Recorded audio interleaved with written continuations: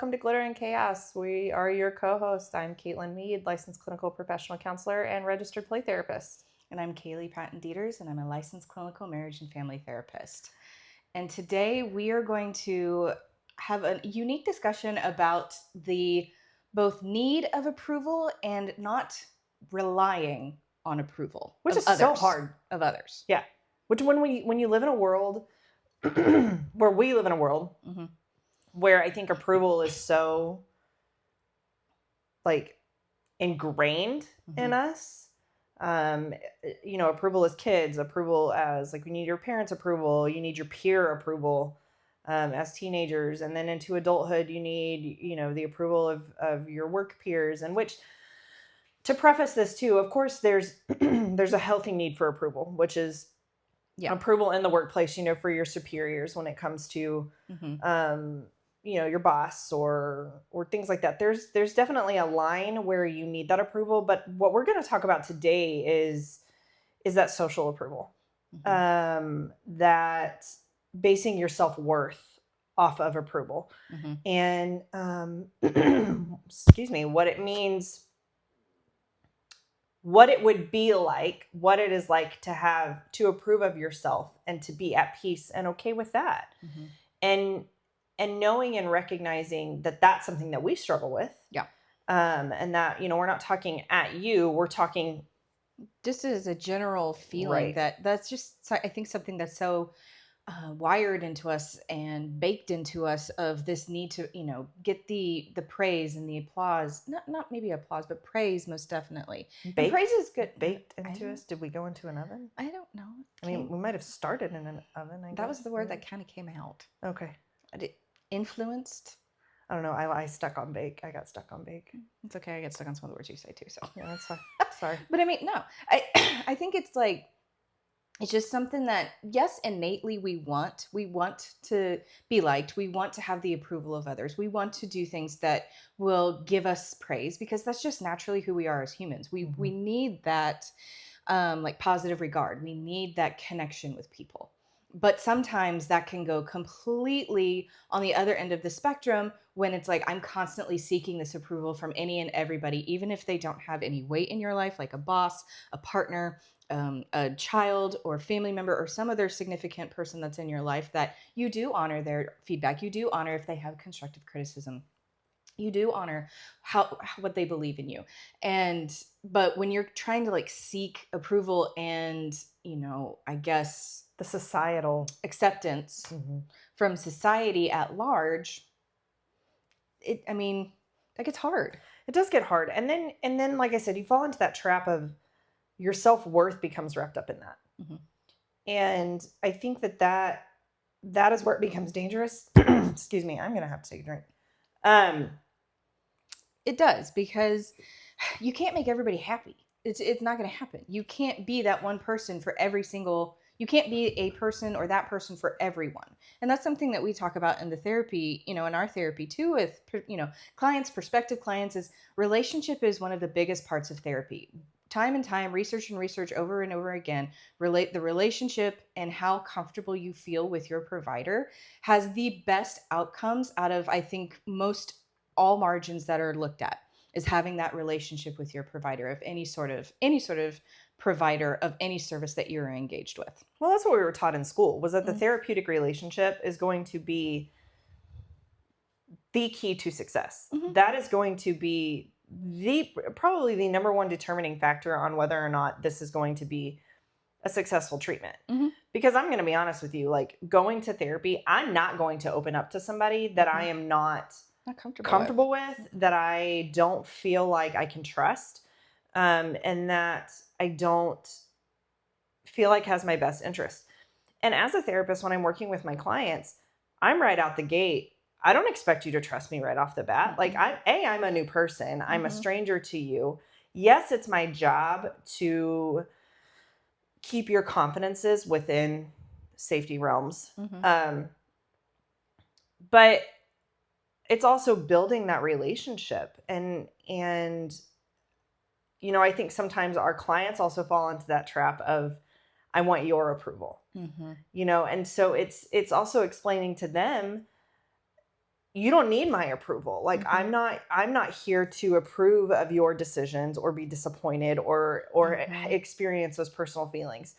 And so it's having that conversation too.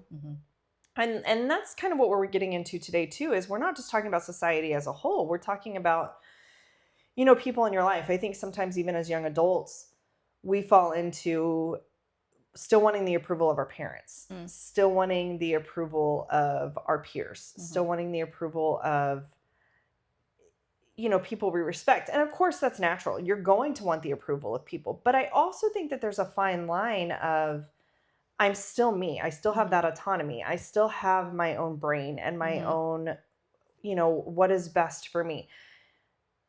And being able to say it's okay if people that I care about don't always approve of my decisions. It does not mean that your decisions or your choices are detrimental. It just means that their opinions might be different. And I think we live in a society where differing opinions are not always welcomed. And we have to get to a point where we can say that it's okay to have differing opinions. You can still be respectful. You can still have civil conversations. You can still say, I may not agree with you, but we don't have to devolve into this name calling, bullying, out loud, saying these very negative things towards each other. Right. We have differing opinions, and we're best friends. Yes. She believes in different things than I believe in different things. Now, with that being said, while we have differences of, opinions, we still have other things that are deeply important to us that we align with as well, which is why we've maintained such a good friendship. But our morals and our values are innately the same. Yes. But that goes with saying we still have differences of thought. Yes. And we can have those conversations of where she has this belief and I have this belief. I'm not trying to change her mind. She's not trying to change mine. But I am entertaining at least that I respect her enough to listen to her opinion and her statements on certain things. And we're not disrespectful to one another about it. So what that all wraps up into in the approval is when Kaylee and I are having those conversations, neither one of us are seeking one another's approval on our opinions. I don't need Kaylee's approval on my life choices or my opinions or my stance or my beliefs or vice versa. I know at the end of the day, Kaylee cares about me. I care about Kaylee, regardless. And we've never been disrespectful to one another about those things. Not on, we will jab at each other and we'll be sarcastic with each other, but yes, we both know that's our relationship. We both know we're joking at those points, and there are certain things that we would never joke about with each other, and there were certain things that we would never say something maligning or completely disrespectful on certain topics. Right. We know where a line is drawn. Absolutely. But what I mean is when we have gotten in those conversations about those differences, we're not disrespectful to one another. And I guess what we're getting at here is that it is okay to have people in your life who have different opinions and not need their approval, nor do you have to approve, nor do you have to approve of their beliefs or opinions. You can still care about them.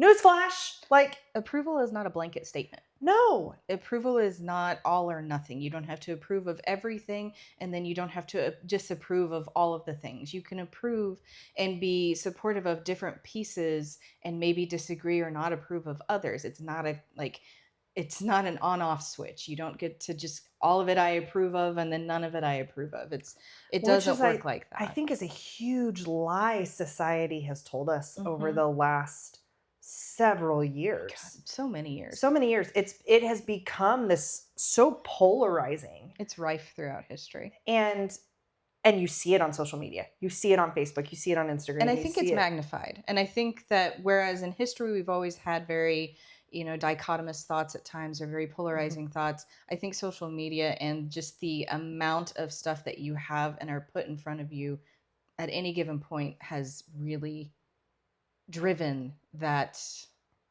need for approval or magnified and glorified. Ooh, glorified, that's a and good word. like just made it bigger than it is. And so I think part of the reason we seek it is because it's there all the time. Like, aging myself here. Early 2000s. 2002. Okay. 2003. Sophomore high school. Okay. We didn't have social media. You had text messaging that your parents paid 10 to 15 cents per text message unless you had the unlimited plan. Unless it was like after 8 or 9 o'clock at night. And you didn't have the smartphones. You were pushing the button. A T9. The multiple times or the T9 or whatever. And it was still black and white screen. Like, this is when you had your Motorola flip phone. That's when the camera came out and you knew you were big stuff when you had the camera, right? Because the Motorola... The Nokia brick phones. The Nokia brick phones and the Hello Moto. Like that. Oh, okay. That when you turned your phone on and it said Hello Moto. Like that was... we were rural. We got the Nokia brick phones and that's all we had no. options on. We started to get the Motorola flip phone. But anyway, your seeking approval then was like, it was at school. It was what you wore. It was, those, I don't want to say basic, but like it seems so basic now compared to so large and so huge then. Yes. Developmentally though, that makes sense. Yes. To where the kids are now, which is, it doesn't stop at school. Like it is now like you've got Snapchat, you've got TikTok, you've got Facebook, which Facebook really isn't even that much of a thing for kids as much now as it's like, that's fair. TikTok, Snapchat, Instagram. I don't even know what all the other ones out there are because apparently there's a new one each week. Yes. But they're seeking approval in those ways. And even as adults now, I think the ways that sometimes we tend to seek approval is how successful are we? Comparing ourselves as kind of the benchmark of others. Right. How successful are we? Where are we living? What are we driving? What are we, really what are we driving? I could care less as long as it gets me from point A to point B. I don't really care. But job wise, where's your success? Where's your what have you accomplished? What have you done? What does your resume look like, or Vita? Right. Or we have curriculum videos, but that's right. But then where are you? What's your next goal? What's your next step? Where's your family living? What do you want to do next for your family? Or whatever those things are. What's your kid doing? How's your kid doing? And that's the thing I think that gets me on a whole other tangent that I'm not going to dive down, but I think I am going to dive down a little bit, so bear with me. But as parents, it's like, well, how good's your kid in sports? How good's your kid in school? How good's... And then just as a parent stepping back, I'm like, holy crap, we're putting pressure on these kids as parents seeking approval because, well, my kid's this great at this, and my kid's this great at this, and my kid does well at this. Kids already have enough pressure. Leave them alone. They have a lot of pressures. And so... innately, I guess, why are we seeking this approval? Why is that need there? I think it's a universal experience. I don't think that it's just us. I think it's seen across cultures, but it's measured in different ways. I do think the ubiquity of social media has really highlighted the comparison piece of it. You often hear around like comparison is the thief of joy, which is true. It is. But we see all of this in front of us all day, every day. And the brain is a beautifully dumb thing at times to where it starts to latch on to, well, if I don't have that, or if I don't look that way, or if I don't have this piece of whatever, then maybe I'm not doing well enough, or maybe I'm not doing things correctly or right. Or, and so I think it is a human basic behavior to want to try to better yourself, and there's nothing wrong with bettering yourself, but when you're trying to chase after something that doesn't align with your values or your morals, that's where we feel that disconnect. Yeah. And then when is enough enough? Not being happy with what you have and what you have accomplished. It's always the next thing. And I think that like in the ADHD world, that is something that we constantly talk about is we've set this goal. That's the new dopamine thing. That's the hyper focus thing. We reach the goal. We almost burn ourselves out in the process and then we accomplish it. And it's like, okay, what next? Right. And it's exhausting. And that's something that we talk about, with time management, executive functioning, organizing. I mean, there's a whole bunch of things that go into that. But it still, I think, is relational to the larger culture and the larger world of what is that next benchmark? What is like, oh, well, I don't know, your kid ran a 6-minute mile. I hope that's good. It's like, oh, well, when are they going to get to like 5 minutes and 30 seconds? They just did a 6-minute mile.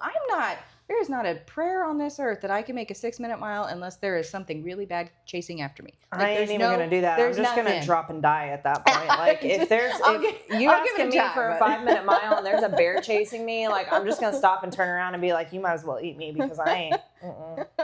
I mean, it's like, take me, Jesus. That was a great accomplishment. And yes, I feel like there is definitely some celebration, but then it's always like, well, how this felt good, this approval, this praise, it felt really good. And it does. That's why it's reinforcing. That's that dopamine channel that's like pouring into you, but then you want to do better. And then it's like, well, that almost accomplishment was insignificant now because maybe I can do better. Well, sometimes you'll hear it. You'll hear it in the, yeah, you did it. Okay, now let's go do this so that you can, you hit a home run. Okay, but now let's do this so you can go hit that grand slam. Or one that's very relatable to people, which is, yeah, you've lost that 10 pounds, but now let's go do it so you can lose 5 more to reach that 15. Why can't we just be happy? Content. Why can't we just be content with what we have? So I told you we got back from Hawaii. And I got asked what my favorite part of the trip was. And there was no favorite part. Don't get me wrong. Like if you get the chance to go, you need to go. But it wasn't one particular thing. It was the culture in general. Because their culture in general was very, be content. Be thankful for what you have. Like when I tell you that people over there are happy, they are happy. Now, who wouldn't be happy living next to the ocean? Like you might not, but because you don't like sun. There's that too, because you're a vampire. But they were generally like thankful. Just thankful. They lived more in the moment. It was in the moment, like literally, like it's what you were describing. I've never. They would shut the shops down for like 3 hours and go surfing because they just. Because that's important to them. That aligns with their values. Yes, and they were the friendliest people, and they were just. It was always like, live mahalo, which is live thankful. They would say thank you all the time, and it was living thankful, and it was being content and being happy, and just the culture in general was a very thankful, very peaceful, very like we respect the land, we respect one another, we are very thankful for what we have. And I think that, and it was also a very like, if we can't change it, we don't worry about it kind of thing. Okay. And so it was, to me, that was a very like, very content way to live. And I don't feel like people were necessarily, not that I could like talk to somebody and be like, so are you seeking someone's approval today? Like, that's not usually something you ask. No, but it was very like, just. It was, for lack of a better word, a vibe. It was a vibe. It was something. It was a total vibe. It was the body language. It was the language. It was things that you just naturally pick up on. From my assumption, again, never been there, but just the way that you were describing it. There was a lack of tension. It was a lack of tension. It was just like there was no rush. There was no get to the next thing. It wasn't this next best thing. It was just hey, like hang loose. I think it was just the biggest thing I could describe it as, that mindfulness, being in the moment, just truly being in the moment and accepting the moment as it is, and then dealing with the next moment when it comes. And it's not like we were there during like perfect weather. I mean, we were there during their storms, like their flooding storms. And it was stressful for people, but they were just like, it is what it is. Mm-hmm. And you're just over here like, those of us that are from the mainland were like, what do you mean it is what it is? Like, you guys get like 10 inches of rain a day. Kansas, we get 10 inches of rain a day and our basements are flooding. Flooded. So, like, but so we've talked about all of this approval Mm-hmm. and how we seek approval. Well, how do we overcome it? Yeah, how do you manage it?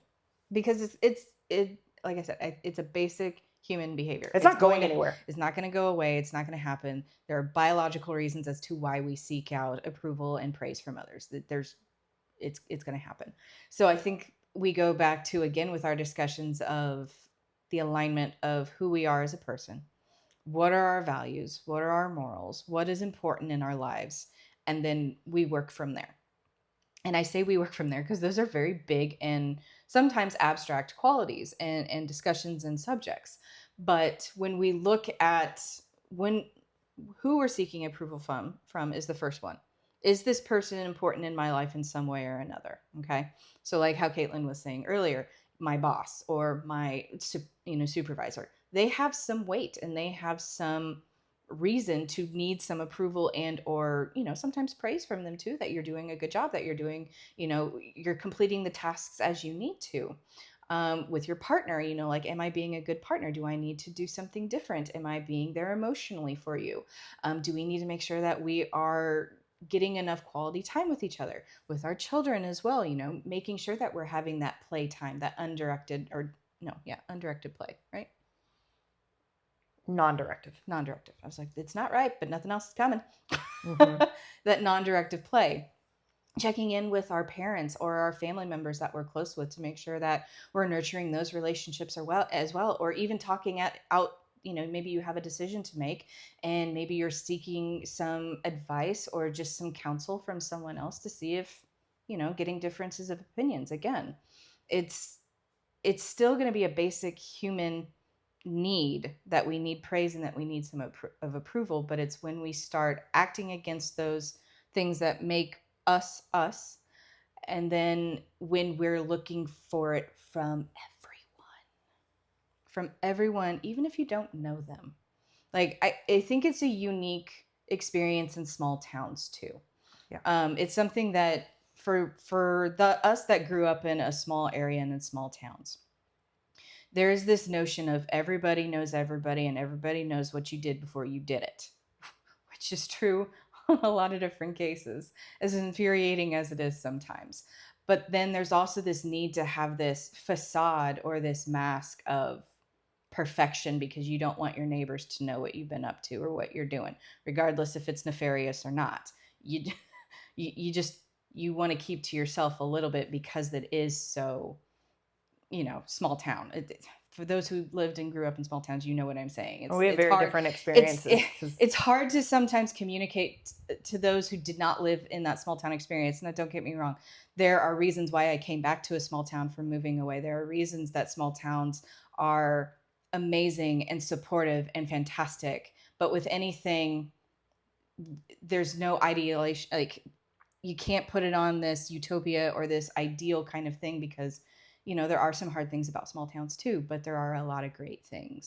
Yeah, I mean, and I would echo that. Like, I did not experience the growing up here. Mm-hmm. So like, I don't have that seeking approval from the small town piece of it because I grew up in a large town and I could care less. You could disappear in a crowd and nobody would. Right. Like, to me, it's just like, you don't like me, I don't care. The people that like me, the people that care about me, the people that are in my group, that's who I care about. Mm-hmm.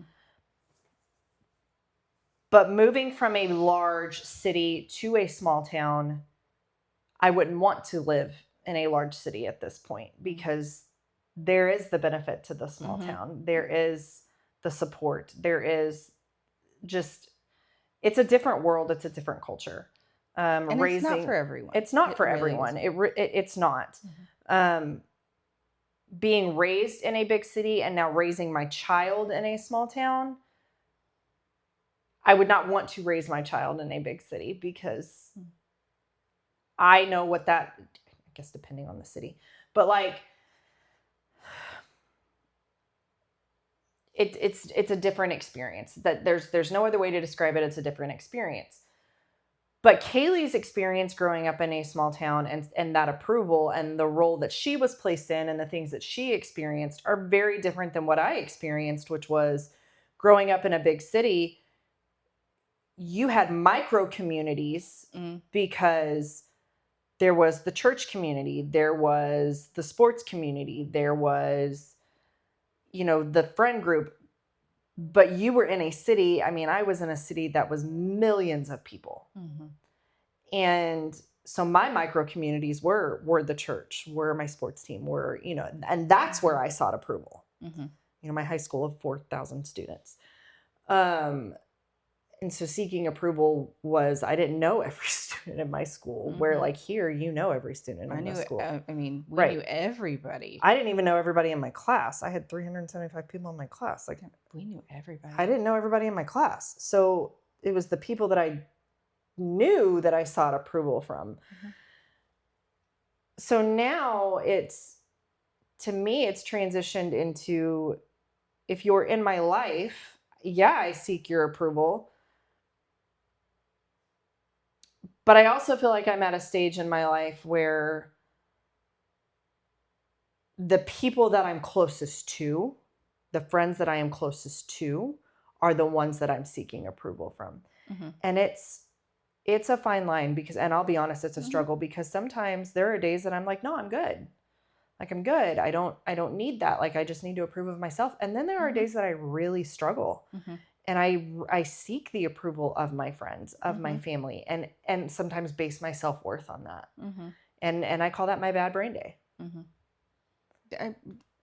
I think, I guess I go back to that. Approval is not a blanket statement.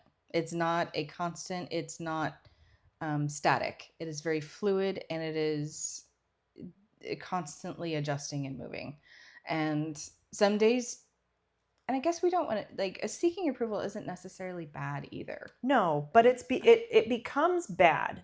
This is where I want to say it becomes bad when it becomes a consistent pattern of you basing your self-worth, basing your value off of someone else's opinion of you. Mm-hmm. Yeah. That's where it becomes a problem. Yeah. You're allowed to have a bad brain day. Mm-hmm. Everybody is. Mm-hmm. Everybody's allowed to have their insecure days, their insecure moments. Mm-hmm. I notice when I'm having my insecure days and my bad moments, it's typically when there's been an external trigger or there's been an external stressor. And I've picked up on that's my pattern. Like, if I'm externally stressed, I turn inward and I start to spiral inward and pick myself apart inward. That's my pattern. Recognize it, identify it. We'll talk to somebody about it. It's just generally how it goes. Because it's easier to do. If I already do it, then if somebody else says it, then I'm already prepared. Right. It's trying to exert control over things you don't have control over. Right. That's just my MO. It's just what I do. But I don't think you're alone in that experience. I think a lot of people experience that absolutely. Too. Several people do. Several people implode. Several people do those things. And that's what we're trying to say here too. It's okay to seek approval. It's not okay when you base your worth on what other people think of you. Yes. But that's sometimes hard though, when you're already in a bad brain day, you're having a bad headspace, to sometimes get out of it. And that's when you use, like, the people who are at your table, kind of hearkening back to our episode there, of reaching out to them and just being honest, like, I'm needing some support right now, or I need some help. I'm stuck in my head. Sometimes it's better to just get it out of your head because it is magnified so much because it's just an echo chamber in there. I call that the infinity loop. Mm-hmm. And I wouldn't say that reaching out to your support, that's not seeking reassurance. It's not the same as seeking reassurance. Seeking reassurance a lot of times equates to, I need somebody to tell me something to make me feel better. Well, when you're already self-imploding and you are already telling yourself something that's negative, no amount of reassurance is going to make you feel better. Mm-hmm. What you need in that moment is just somebody to listen and somebody to call out and say, all right, you're having a bad brain day. Mm-hmm. And sometimes that's enough to snap your brain out of that infinity loop. It's enough to break the chain. Right. You can say you're having, I can call Kaylee, I can call my friend Paula and be like, hey, I'm having a bad brain day. Mm-hmm. And then I'm telling them that, and they'll both be like, what happened that made you have a bad brain day? Mm-hmm. Oh, okay. So there's been an external factor here that's contributed to this. Mm-hmm. And that's enough to snap me out of that loop and be like, this is why. Yeah. This is why I'm having this. Mm-hmm. But this is why we've talked about the who's at your table. We've talked about the Mm-hmm. importance of having a support system, Mm-hmm.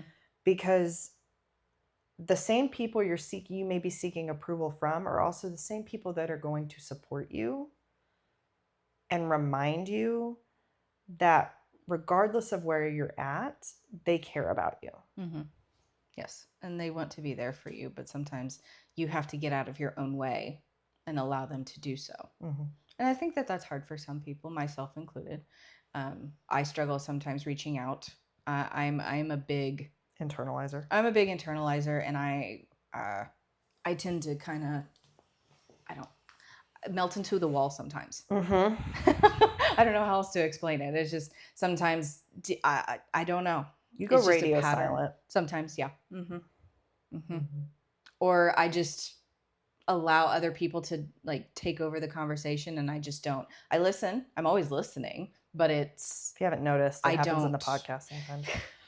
Yeah, I don't always kind of interject. I like to sit back and watch. And I was having this discussion with a close family member the other day, as we both like to sit back and just kind of observe. But we don't necessarily need to be the center of things. We just like to sit and observe. Just observe our surroundings, observe interactions. It's interesting to do sometimes. So terrifying when you say that. But yeah, it was a. Because when she's observing, she's plotting. Not always. The brain is always working on something, but sometimes it's just nice to kind of take back and just, look at the surroundings and just see kind of what's around and what's going on. If somebody starts bleeding in a corner randomly, it's because this one plotted something, and she might be on the other side of the room, but I'm just telling you. No. But again, I don't know. We all struggle with certain things. We all want that approval. We all need praise in some part in our life. And it's important to have that. Mm-hmm, yeah. And praise and, support feels better from other people, for certain people than others. And I mean, I hate to say this, but there's a reason why social media got as big as it did, because you get praise from thousands, if not millions of people. You got to think about it too. Like, some people don't have a positive environment at home. Mm-hmm. They don't have that unconditional positive regard, and so they're seeking it in other places. Mm-hmm. And I guess that's what I want to say. And as we wrap up, we want to add this too. Approval is not a bad thing. No. I know we've spent a lot of time today talking about you don't need approval. You don't need approval. You do need approval. It's not a bad thing. In healthy doses, Mm-hmm. in healthy situations, Mm-hmm. I will go back to this every time. It becomes a bad thing when that's what you are dependent on to make yourself feel better. Mm-hmm. It's not a light switch. It's not on or off. No. It's like Kaylee said, it's not nuanced. A blanket statement. It's not a one size fits all. Mm-mm. It's not if I have approval, I'm worth it. If I don't have approval, I'm trash. Mm-hmm. Yes. That's not how this works. No. Mm-mm. You deserve praise. Praise is important. It's important to praise our kids. It's important to praise our friends. It's important to praise our spouse. It's important to praise people in life. It's important for you to receive praise. Mm-hmm. But it's also very important for you to know your worth outside of other people's approval. Mm-hmm. Absolutely. Mm-hmm. Which will segue into our next episode, where we talk about rejection. Know how to deal with that. Mm-hmm. Because that's going to be fun. That's always fun. So buckle up, Buttercup, because you're going to enjoy that one. Yep. We thank you guys for joining us today, and I hope in all of the multiple branch offs we took, and it was a tangential episode today. It was, fine. but this is raw, That's and this fine. is real, and this is the chaos and the glitter and the chaos and all the things that come with this. This is uncut. This is it. Mm-hmm. We hope that you took something away from it. And yeah. We hope you have a good day, and we'll see you next time. Bye. Bye.